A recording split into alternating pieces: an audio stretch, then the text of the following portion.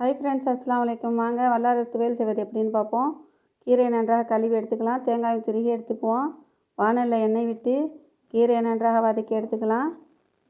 வதங்கின கீரையில் திருகின தேங்காயும் கொட்டி அதையும் நன்றாக வதக்கி எடுத்துக்குவோம். தேங்காய் வதங்கினதும்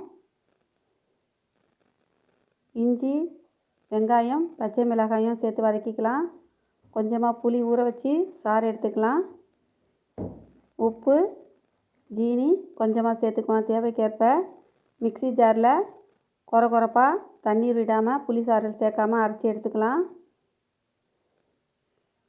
அரைச்சி எடுத்தாச்சு. இப்போ புளி சாரெல்லாம் கொஞ்சம் ஊற்றி அரைச்சி எடுத்துக்குவோம். இப்போ நன்றாக அரைச்சி எடுத்துக்கலாம்.